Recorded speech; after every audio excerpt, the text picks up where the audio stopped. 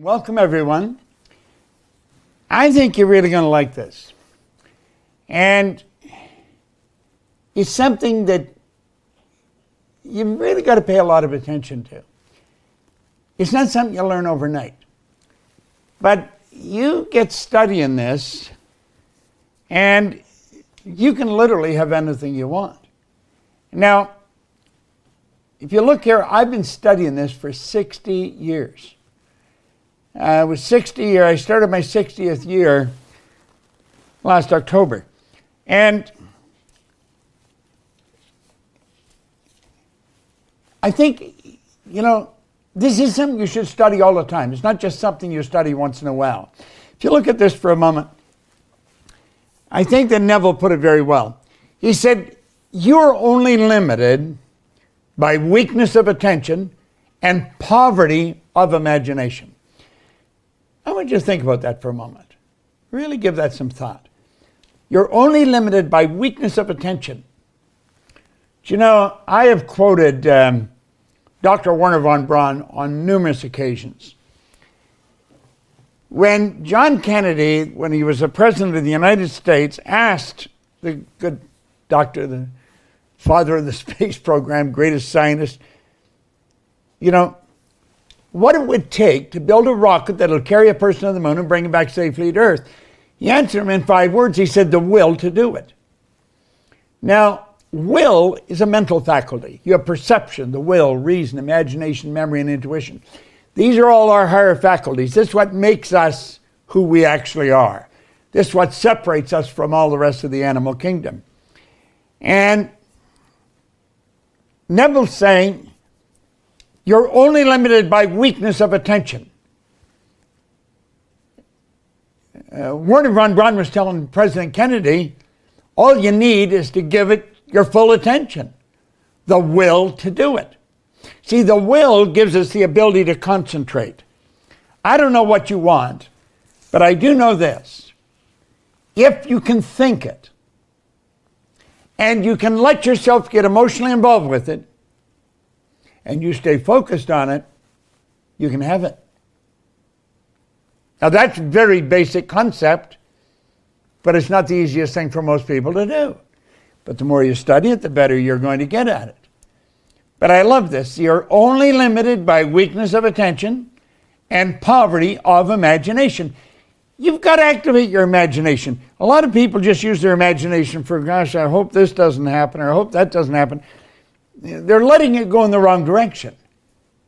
Our imagination is the most marvelous. He'll, in Think and Grow Rich, he'll say the imagination is the most marvelous, miraculous, inconceivably powerful force that the world's ever known. It'll create anything for you. It'll take you anywhere. Your imagination will take you anywhere, and it'll give you anything you want.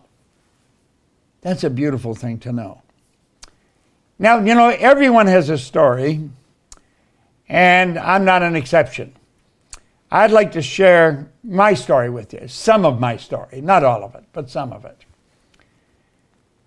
And it has a lot to do with when I started to understand this law, the law of vibration.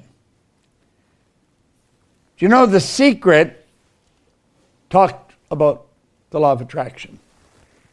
The Secret was a runaway, it went viral, a very bestseller.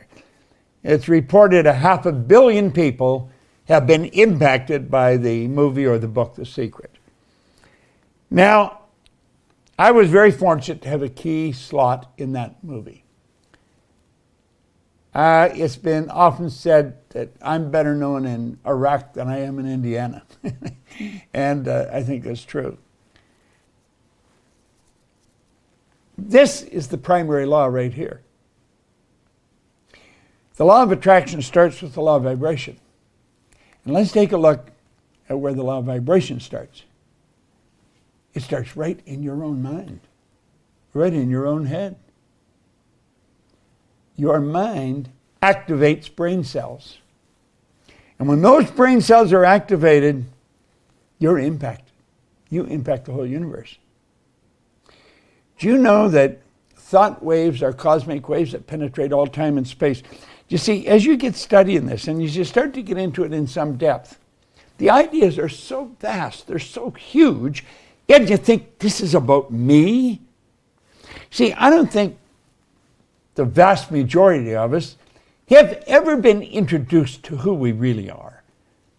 I think that if a person started to show some promise in developing a healthy self-image, they were told that they were being conceited. Don't be like that. That's not the way it should be. And of course, we get a lot of other bad information in there. But this law of vibration starts in our own marvelous mind. And I'd recommend that you start really studying this.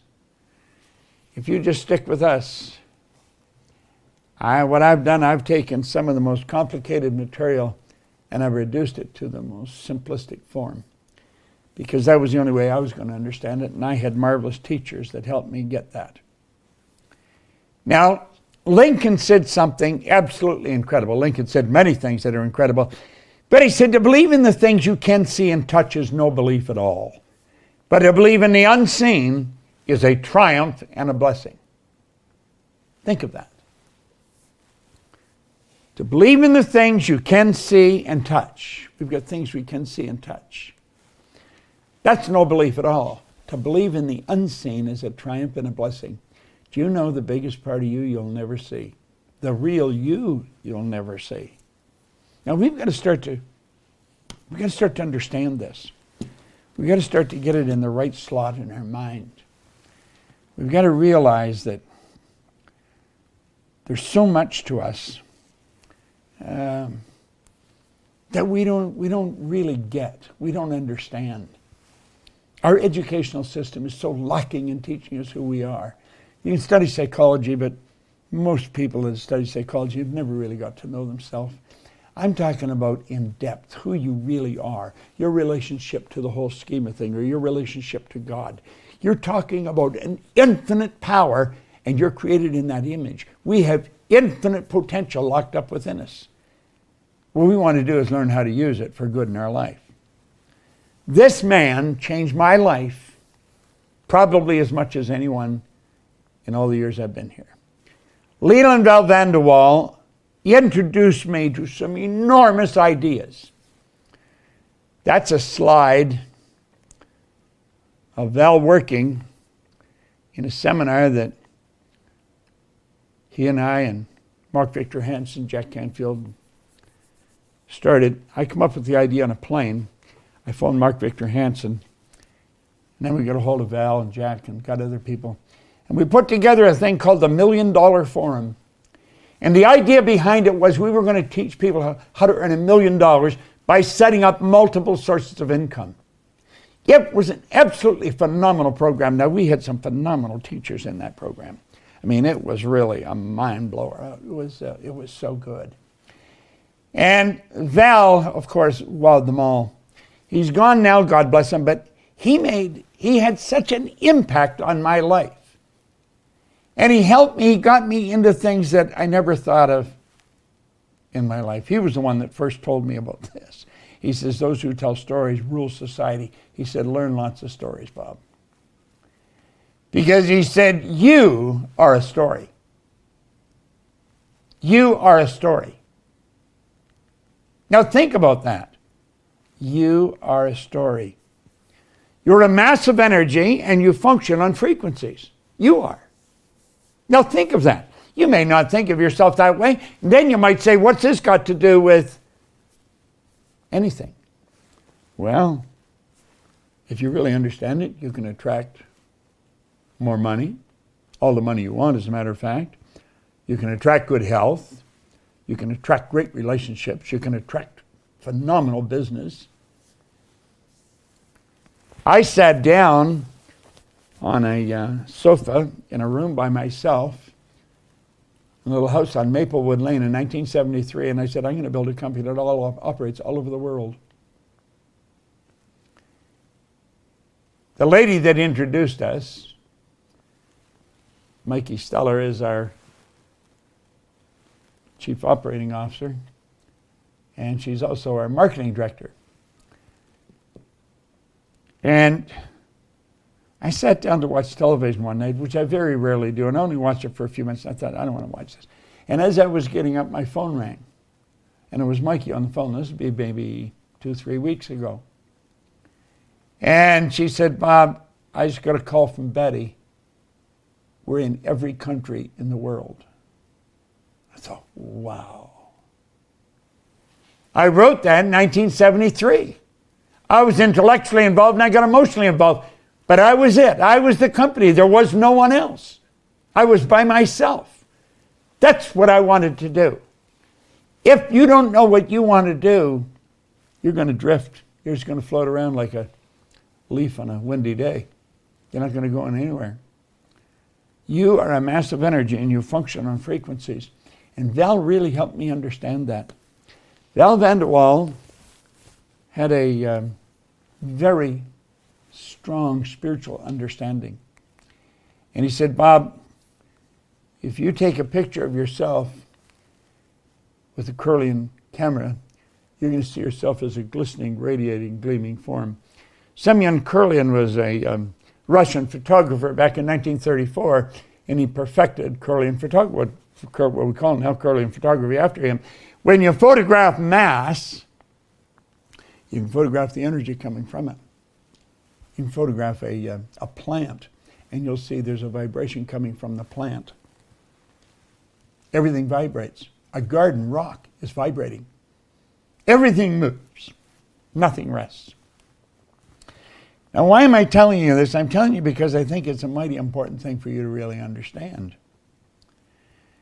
You see, energy functions on frequencies, and that's what you're made of. Your body is a mass of living energy. A frequency is a level of vibration. That's exactly what a frequency is. There is an infinite number of frequencies. Remember I said you can think, activate brain cells, and you send off a charge of energy. Now stay with me here. This is so important, yet it's so misunderstood. There's an infinite number of frequencies. Every one of those little purple lines represent a level of vibration. Now, do you know, Albert Einstein, God bless him, he sure had his act put together, didn't he? He said, everything is energy, and that's all there is to it. Match the frequency of the reality you want, and you cannot help but get that reality. It can be no other way. This is not philosophy. This is physics. Now, this is what we teach here at the Proctor Gallagher Institute. We teach you the primary cause of the good that you desire. You take care of the cause, the effect always takes care of itself. In fact, Emerson said the law of cause and effect was the most important law in the universe. I don't know if I agree with that, but he's certainly pretty close to it if he isn't right. Everything is energy. Now think. That's all there is to it. Everything is energy. Everything. Match the frequency of the reality you want. Yet you cannot help but get that reality. It can be no other way. This is not philosophy. This is physics.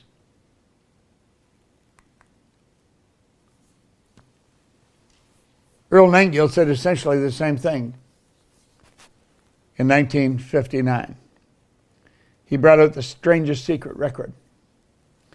Right at the beginning of that recording, he talks about the good Dr. Albert Schweitzer being interviewed at an airport in London when he got off a plane. And they asked the good doctor, what was wrong with man today? He said he thought about it for a while. Then he said, man simply doesn't think.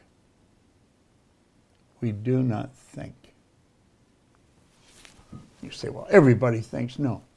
Understand, mental activity does not constitute thinking. You have 5 senses. You can see, hear, smell, taste, touch. When any of those 5 senses are affected, it causes mental activity. That is not thinking. It causes pictures to fly in your mind. That is not thinking. If you heard a siren in the background right now, you might see a fire truck or an ambulance on the screen of your mind. That's not thinking. You have higher faculties. These higher faculties, most people know little about. Oh, they hear the word every now and then. You have perception, the will, reason, imagination, memory, intuition. These higher faculties are what literally separate us from all the rest of the animal kingdom.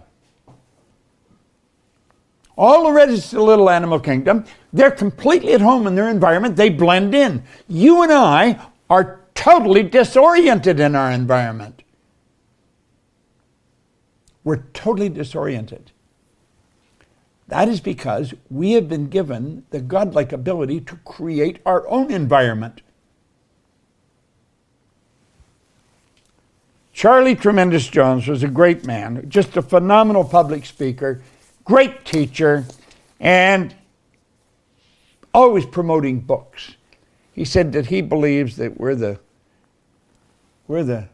composite of the books we read and the people we associate with. I'm inclined to agree with him. Well, as you start to listen to Earl and The Strangest Secret, a lot of things started to happen to me. And it changed all kinds of things in my life. Now there's the two men that both ended up being mentors of mine because I worked with them. I worked very closely with them, but it was as a result of me listening to this recording. I was listening to this recording and I thought, it would be phenomenal to work with them. Well, it was in 1966. I went to visit them. And I decided I want to work with them. And you see, it was what they would teach me, what Val would teach me, that helped me understand how I had done what I did. You see, Ray Stanford sat down with me and he put an R on a sheet of paper. Then he put 3 letters down beside it, 2 H's and a W. Now he said, Bob, let the R represent results, and let the 2 H's and a W happiness, health, and wealth. Then he asked me if I thought he was a happy person. I said, yeah, he seemed pretty happy to me. He said, did you ever see me sick? I had to admit I hadn't. He said, did you ever see me when I was broke? I had to admit I hadn't. This guy always had money on him, quite a bit of it. He said, Bob, you're one of the most miserable people I've ever met. Now, this is in 1961. He said, you're always sick. He said, you don't have a terminal illness, but you've always got a cold or a headache or something. And he said, you're always broke. Now, he was so right. I was earning $4,000 a year. I owed $6,000. Now, I want you to think of this. At the time, I had 2 months high school. I had no business experience at all. I was 26. I left school when I was 15. I worked all over the place. I was in the Canadian Navy. I worked in bars and in factories. Always dumb jobs.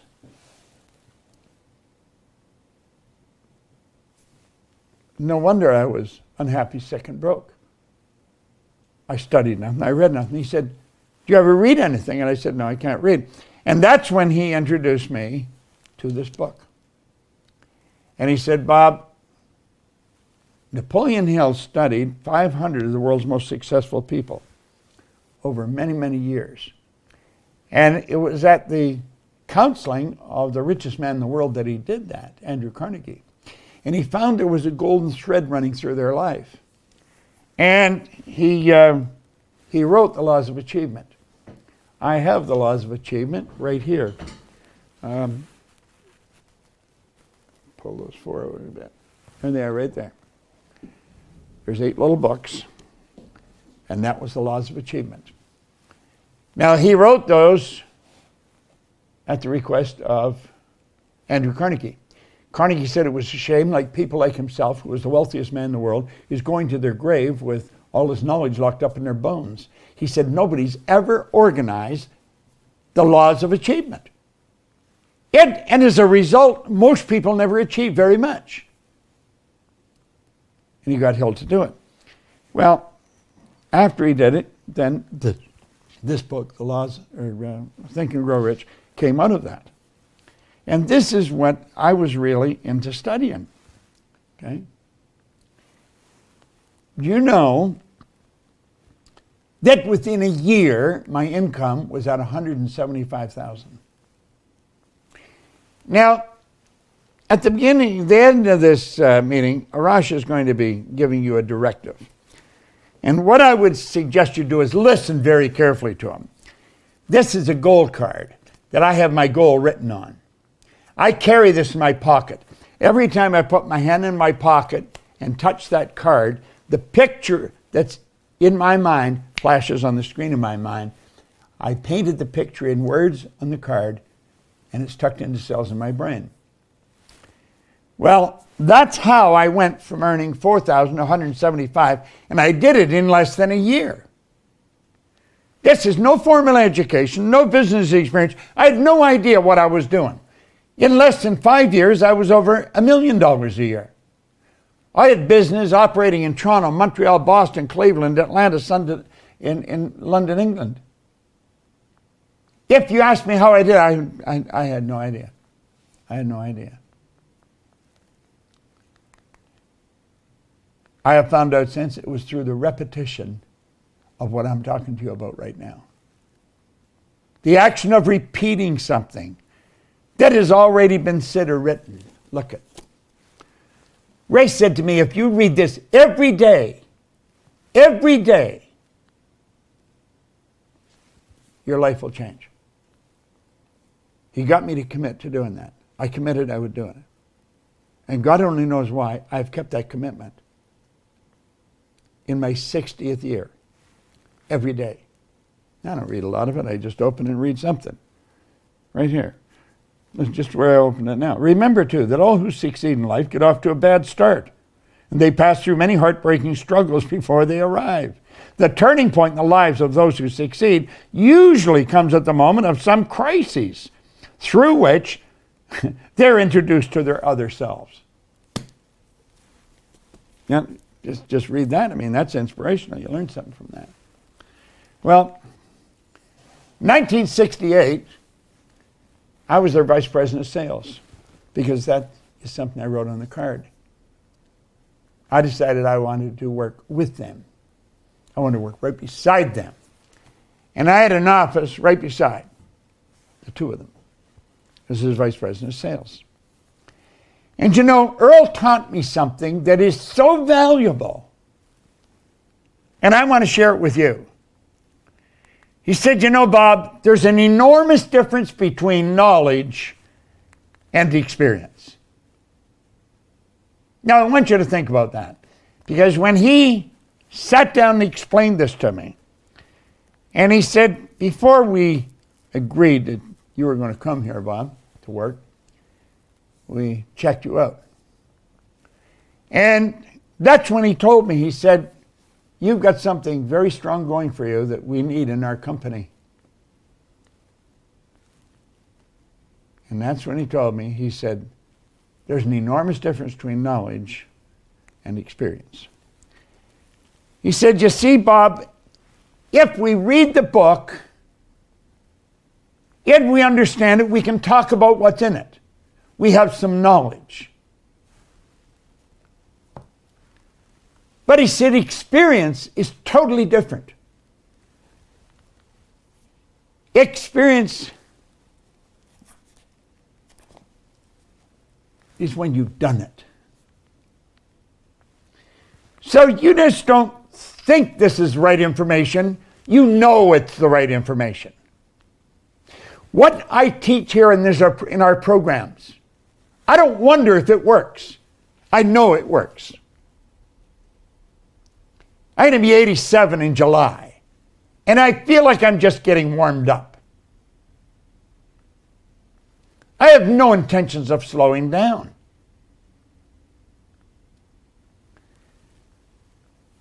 We earn millions of dollars. We operate all over the world. And I believe we share some of the most powerful information in the world. It's not just something I've studied. It's something I did. And it was only after I did a lot of this that I got help. Because one day in London, I was thinking, how in the heck did I do this? I was actually being irresponsible. I was earning over $1 million. I would go into the Playboy Club and play roulette on Hyde Park, right next to the London Hilton. And I didn't care if I lost the money because I knew where the money was. And one day I thought, this is being very irresponsible. And I think, how the heck did this happen to me? Because you see, I had been struggling all my life up until I met Ray, and he gave me the book to study. I had really been struggling my whole life. Never had a half-decent job, had nothing really going for me. And here I am, owning a company that operates in 7 cities, 3 countries. And I thought, how did it happen? And I couldn't figure it out. You see, I knew I wasn't lucky. I just inherently, I just had an innate awareness that I was not lucky. I had been raised to believe if you're going to earn a lot of money, you've got to be really smart. I knew I wasn't really smart. I knew that. I knew a lot of people thought I was, but I knew I wasn't really smart. And I'd been raised to believe if you don't go to school, you can't get a good job. I hadn't gone to school and I didn't have a good job. I owned the whole company. And so I made up my mind that I was going to find out how my life changed. I wanted to know how it changed. And since that's what I wanted to know, that's what I started to find out. And that's where I learned the power of repetition. I was sitting with a lady, Catherine Weishaupt. She's from Germany. She is in Germany. And I was sort of like a review meeting with her. She was a consultant at her company. And I was sitting with Gina, my assistant, and Catherine said, I believe success is 5% strategy and is 95% mindset. I had never heard that before. And I looked at her. I just intuitively knew she was right. I knew she was right.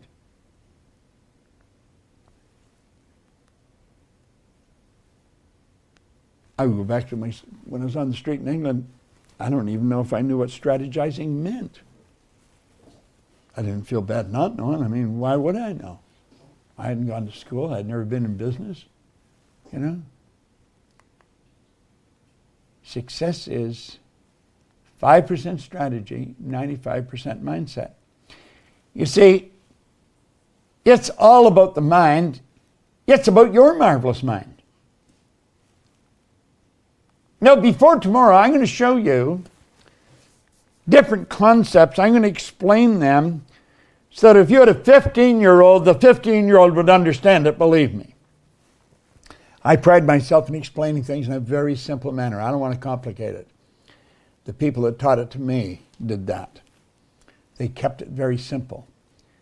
It's about your marvelous mind. As Van de Waal taught me, he says it's all in awareness, Bob. He said there's a marvelous inner world that exists within us. And the revelation of such a world enables us to do, to attain, to achieve anything we desire within the bounds or limits of nature. Now listen, this is vitally important information.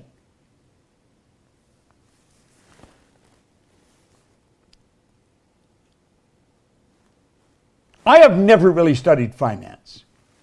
I'm not a financial guy. I've earned millions, literally millions of dollars. I think it's the easiest thing in the world to do. But I don't know how to manage money. I really don't. And I had my own company. But if we go back to what Einstein said, if we get the picture and we get into the energy of the good we desire, you can't help it. Have it manifest. Around 15 years ago, we had a lady come to the seminar who was a securities attorney. Oh, we've got a little friend here. And Sandy Gallagher was a securities attorney, very successful one. She became fascinated with what we were teaching. one thing led to another. I'm going down the road pretty fast here. And Sandy Gallagher became my business partner. Sandy is really a financial genius. She really is. She was buying and selling banks, turning banks public. Here's Bob, knew nothing about finance. And I attracted the perfect business partner for me. And I could just go ahead and do what I love doing.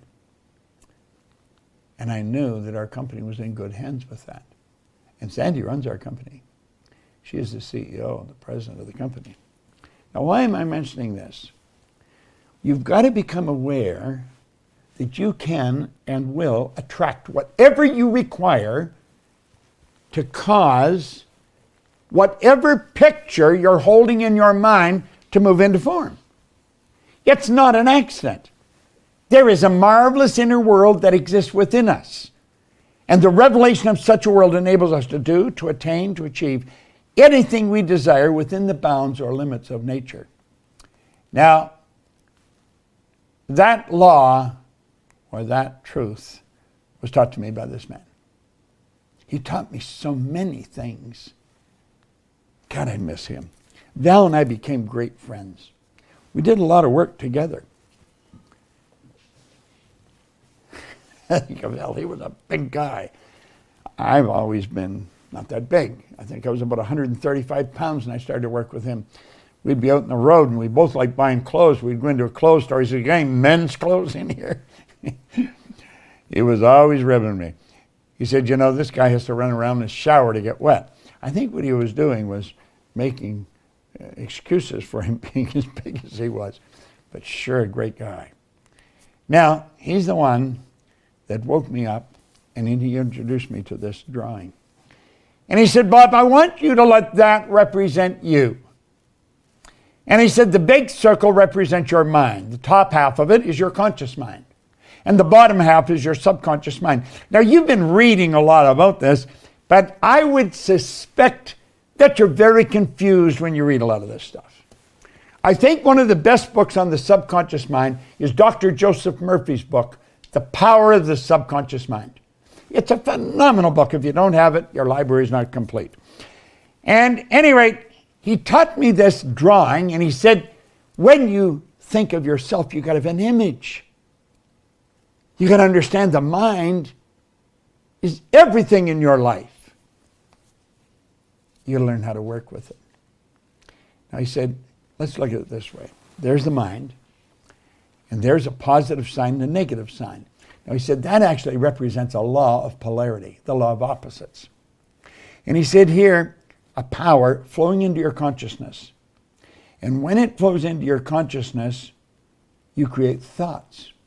You literally create thoughts from a power that flows into your conscious mind. You can originate thoughts. You can think something that no one has ever thought before. You have a unique ability to do this. It's the thoughts that you think in your conscious mind that you impress upon your subconscious mind that causes you to feel the way you feel. Feeling is conscious awareness of vibration. Those feelings are expressed with and through your physical body. That causes the action which produces the result. Now, getting them all lined up is called attitude. Now, some people line up on the negative side. They're going to see what's wrong. And you know something? They're right.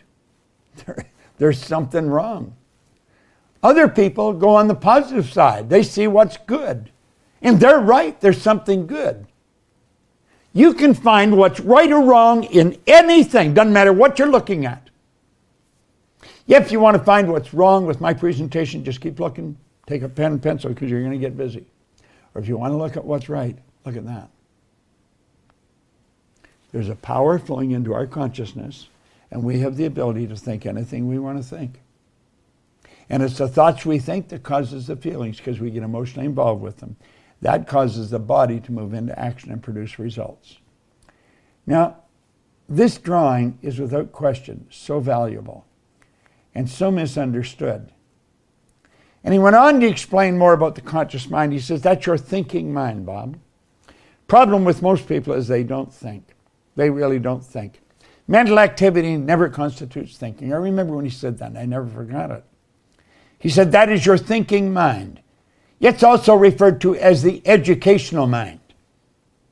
This is you I'm talking about. Now, as I keep building this idea, you're really going to get to know yourself, the world you live in, and the laws that govern your being a lot better. Yet, as you understand yourself a lot better, you're going to find your finances are going to improve, your health is going to improve, your relationships are going to improve, your whole world starts to get better. The educated mind is also referred to sometimes as the intellectual mind.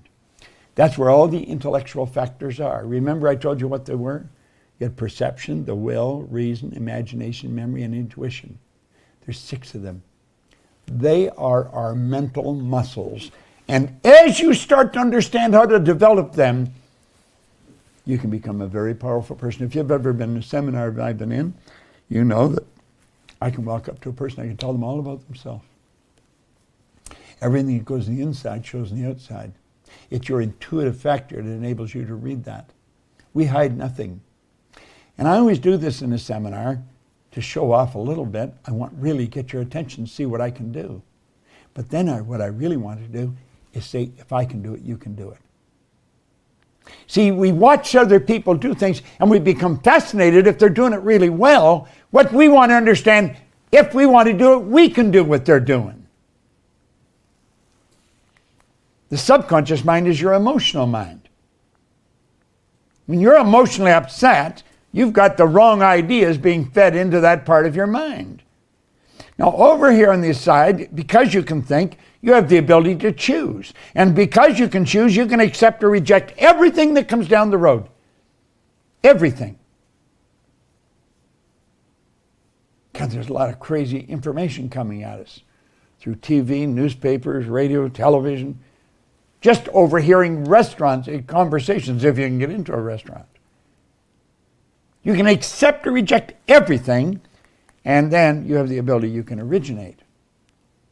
Now, the subconscious mind doesn't have the ability to do all those things. All those magnificent abilities are in the conscious mind. The subconscious, it must accept whatever you give to it. Must. It has no ability to reject. And get this, it's what you impress upon your subconscious mind that ultimately turns into results in our life. This is where we want to get our imagination going in high gear. Your subconscious mind cannot differentiate between what you've imagined and what's real. It has no ability to differentiate between the two. Unfortunately, most people imagine what's wrong. They think of what they don't want rather than what they do want. Now look here for a moment. Let's take that knowledge and we'll say, this is you today. There's information coming at you today, and it is terrible information. And it's flowing into your conscious mind. Now you have the ability to think, you have the ability to reject that. You can say, get out of here. And they all go away. But you know something? Most people don't do that. You want to know what they do? This is what they do. They're not thinking at all. Their subconscious mind is wide open. And that information goes right into the subconscious mind. Remember what we said about the subconscious? It has no ability to reject all that negative information. Why do we leave the mind open like that? It's our paradigm. It's how we're programmed. We're literally programmed to live that way. Who did this? Why did they do this? Well, let's take a look. We'll just close the window on that for a minute. Let's go over here. This is you as an infant. Now, the more you understand this, the more you're going to be able to put tomorrow's lesson to work. Because I'm going to get in and I'm going to show you how you attract whatever you're in harmonious vibration with. This is you as an infant. Your subconscious mind was wide open when you arrived on the scene. I don't care what language was spoken around you, that's the language you learned. If there was more than one language spoken around you, you would learn more than one language. You see everything that was going on around you. All the love, the hate, the prejudice, it was all programmed right into your subconscious mind. It's like in the song, a person has to be taught to love and hate. They must be taught before they're 6 or 8, before it's too late. You see, a child's mind is wide open. The child is being programmed. First of all, they were programmed genetically. That's why the child looks like they look. That's genetic conditioning. You see,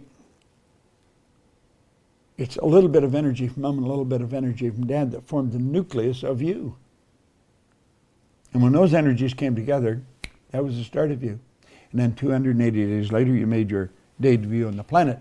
But over that 280 days, there was a lot of programming going on. There's genetic program, and now there's an environmental program.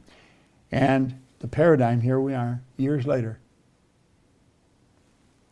People, they've learned all kinds of information, but they're not doing it. The paradigm is in control. You see, the paradigm is, it's something most people don't understand. It's something everyone should understand. Every one of us has gathered an abundance of knowledge covering numerous subjects. However, most of what we've learned has very little, if anything, to do with our paradigm. Therefore, we frequently don't do what we already know how to do. I maintain that everyone that can hear my voice already knows how to at least double your income. Now, you may be thinking, oh, that's not true. Oh, yeah. Listen, trust me. I've been there. I've done that.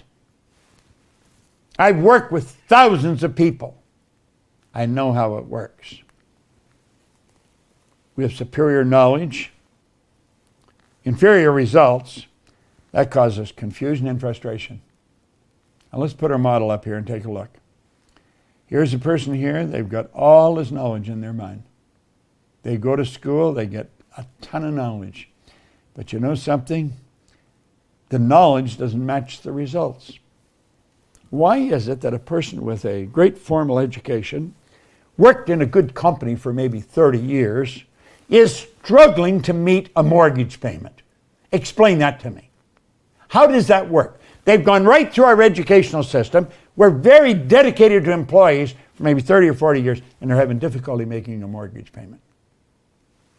Doesn't make sense, does it? Well, all they know isn't working for them because the paradigm is in control of them. Their results are nothing but an expression of the paradigm. That's all that conditioning that took place before they could even think.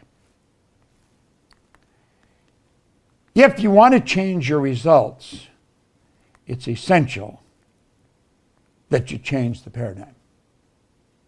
That's absolutely essential. So, as we get into the law of attraction tomorrow and show you how it's just an extension of the law of vibration, I would recommend you study it pretty closely. Because you see, you do have a paradigm. Oh, I do. Everyone has. A paradigm is a mental program that has almost exclusive control over our habitual behavior. And think of this. Almost all of our behavior is habitual.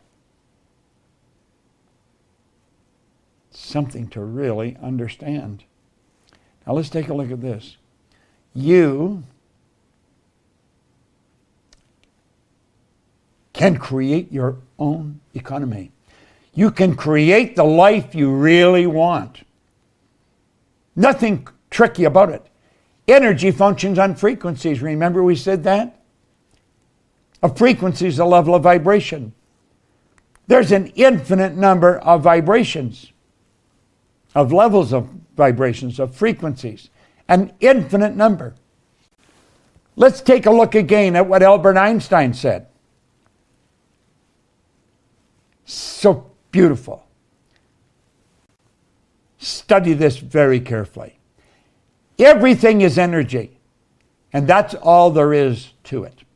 Match the frequency of the reality you want, and you cannot help but get that reality. It can be no other way. This isn't a philosophy.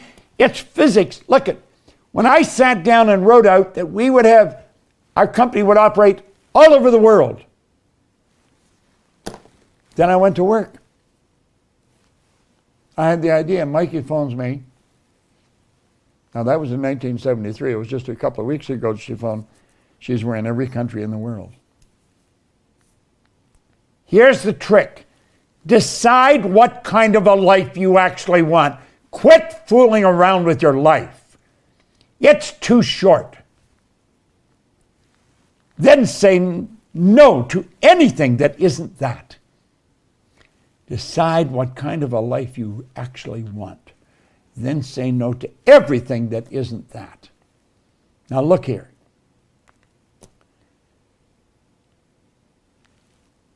Wants are where it starts. You know where wants come from? I'm going to tell you. Look at me. You have, at the center of your being,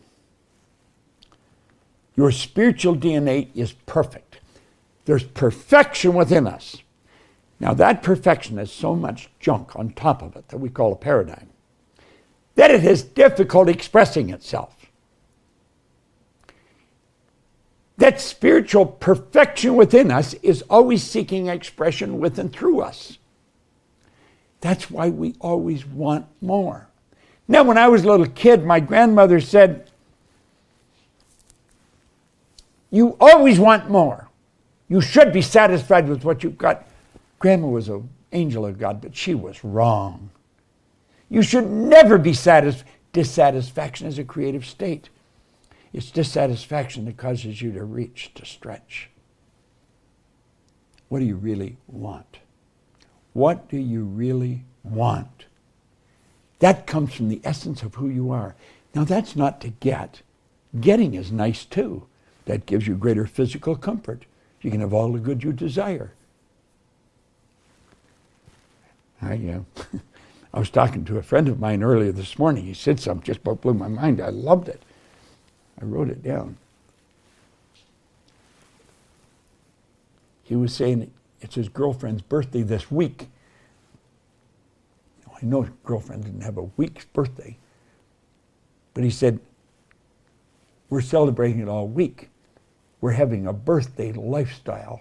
He said, we've already got a birthday lifestyle. And I love that. That's what you want. You want to have a birthday lifestyle. Everyday celebration.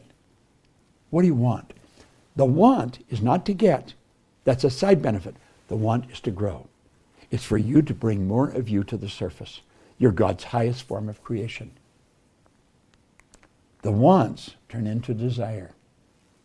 Desire comes from the Latin desire, to give birth to the children, to give birth to the idea. The want creates the desire. The more you feed the desire, the stronger it becomes. Desire is the effort of the unexpressed possibility within, seeking expression without through your action. The desire is what moves into form. Now, that's where you're going. That's what you want to do. It's all vibration. It all has to do with energy. And we're going to talk more about how you attract it tomorrow. Now, I don't know what you're doing 10 o'clock Eastern time tomorrow, but I'd be here about 5 to 10. I always have a pad handy to write notes on, always. I'm going to explain the law of attraction tomorrow. I've been studying it since the 60s. I understand it very well. I get everything I want in my life. You say, oh yeah, that isn't true. Oh yeah, no, it is true. And I can show you how to get everything you want. Now that doesn't mean it's going to manifest for you overnight. But if you'll follow the laws and do as I'm suggesting, you'll get everything you want.